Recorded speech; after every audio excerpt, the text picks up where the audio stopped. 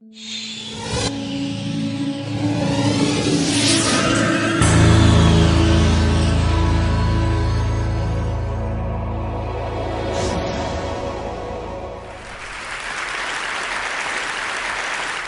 I grew up in New York City, between Harlem and the Bronx.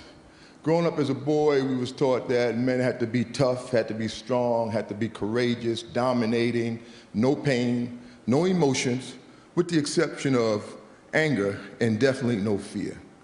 That men are in charge, which means women are not. That men lead, and you should just follow and just do what we say. That men are superior, women are inferior. That men are strong, women are weak. That women are of less value, property of men, and objects, particularly sexual objects. I've later come to know that to be the collective socialization of men, better known as the man box. See, this man box has in it all the ingredients of how we define what it means to be a man. Now, I also want to say, without a doubt, there are some wonderful, wonderful, absolutely wonderful things about being a man. Well, at the same time, there's some stuff that's just straight up twisted. And we really need to begin to challenge, look at it, and really get in the process of deconstructing, redefining what we come to know as manhood. This is my two at home, Kendall and Jade. They're 11 and 12. Kendall's 15 months older than Jade. There's a period of time, when my wife, her name is Tammy, and I, we just got real busy and whip, whip, bip, bam, boom, Kendall and Jade. All right?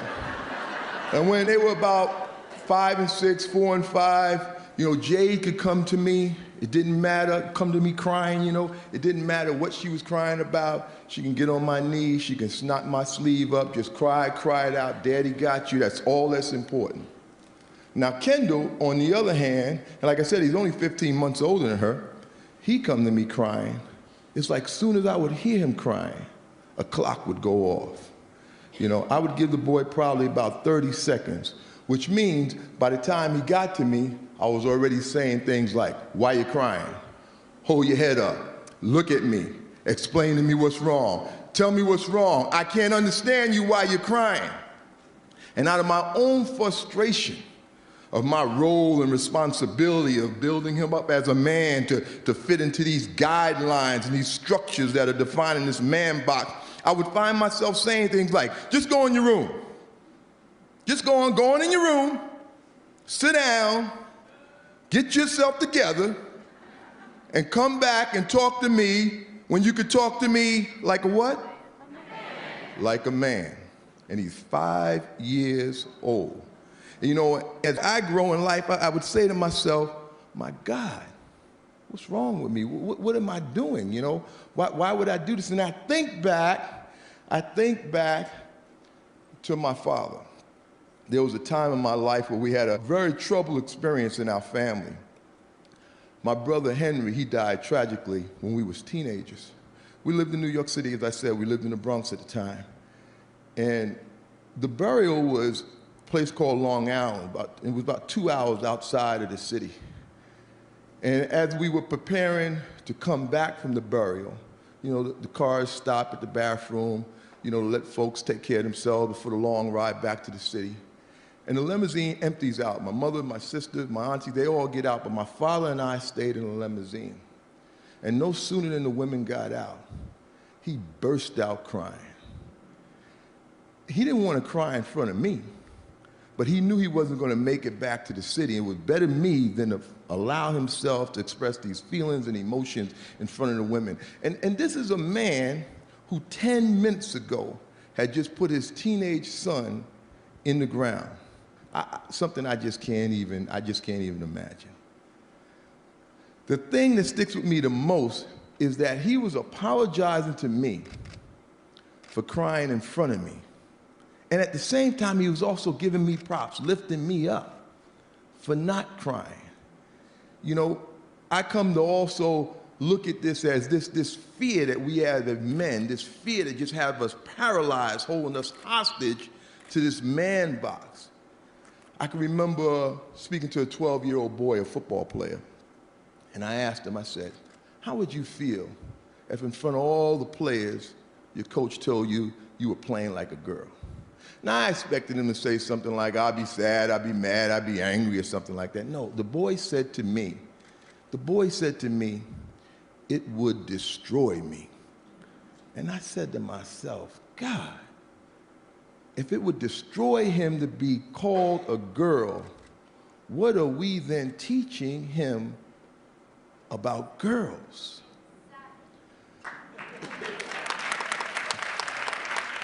It took me back to a time when I was about 12 years old. I grew up in tenement buildings, you know, in the inner city, and at this time we're living in the Bronx. And in the building next to where I lived, there was a guy named Johnny. He was about 16 years old, and we were all about 12 years old, younger guys, and he was hanging out with all us younger guys. And this guy, he was up to a lot of no good. He was the kind of kid where parents would have to wonder, what is this 16-year-old boy doing with these 12-year-old boys? And he did spend a lot of time up to no good. He was a troubled kid. You know, his mother had died from a heroin overdose. He was being raised by his grandmother. His father wasn't on the set. His grandmother had 2 jobs. He was home alone a lot. But I gotta tell you, we young guys, we looked up to this dude, man. He was cool. He was fine. That's what his sister said. He was fine, right? He was having sex. You know, we all looked up to him. So one day I'm out in front of the house doing something, just playing around, doing something, I don't know what. He looks out his window, he calls me upstairs. He said, hey, Amp, they called me Anthony growing up as a kid. Hey, Anthony, come on upstairs. Johnny called, you go. So I run right upstairs.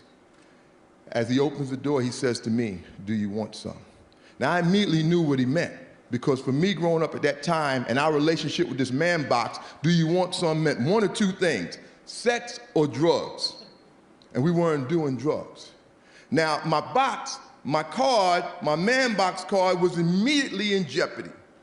2 things. One, I never had sex. We don't talk about that as men. You only tell your dearest, closest friends, sworn to secrecy for life, the first time you had sex. For everybody else, we go around like we've been having sex since we was 2. There ain't no first time. The other thing I couldn't tell him is that I didn't want any. You know, that's even worse. We're supposed to always be on the prowl. Women are objects, especially sexual objects. So anyway, I couldn't tell him any of that. So like my mother would say, make a long story short, I just simply said to Johnny, yes. He told me go in his room. I go in his room, on his bed is a girl from the neighborhood named Sheila. She's 16 years old, she's nude. She is what I know today to be mentally ill, higher functioning at times than others. We had a whole choice worth, you know, inappropriate names for her. But anyway, Johnny had just gotten through having sex with her. Well, he actually raped her, but he would say he had sex with her because while Sheila never said no, she also never said yes. So he was offering me the opportunity to do the same. So when I go in the room, I close the door. Folks, I'm petrified. I stand with my back to the door so Johnny can't bust in the room and see that I'm not doing anything. And I stand there long enough that I could have actually done something. So now I'm no longer trying to figure out what I'm gonna do. I'm trying to figure out how I'm gonna get out of this room. So in my 12 years of wisdom, I zip my pants down, I walk out into the living room, and lo and behold to me, while I was in the room with Sheila, Johnny was back at the window calling guys up. So now it's a living room full of guys, like, you know, like the waiting room in the doctor's office. And they asked me, how was it? And I say to them, it was good. And I zip my pants up in front of them, and I head for the door. Now, I say this all with remorse, and I was feeling a tremendous amount of remorse at that time, but I was conflicting. Because while I was feeling remorse, I was excited, because I didn't get caught, but I knew I felt bad about what was happening.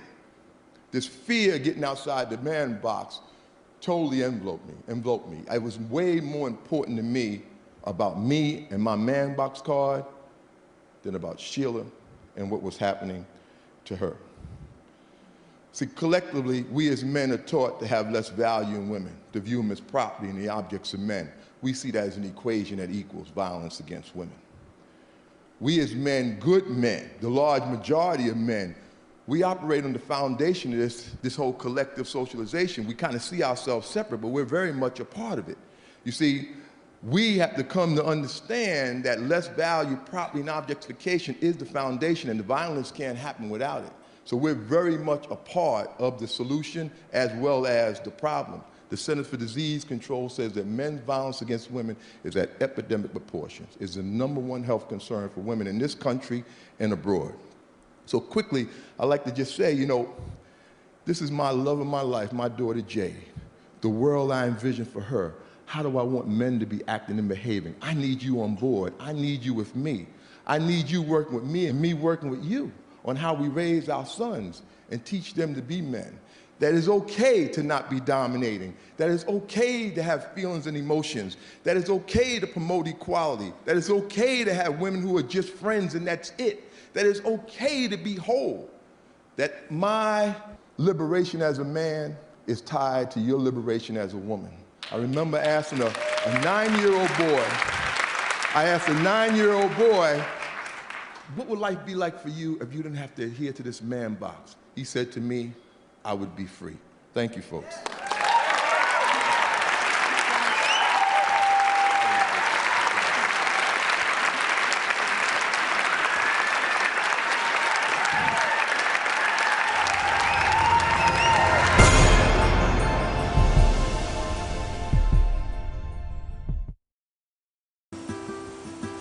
% of the world's food supply is lost to spoilage. That's $458 billion worth every year.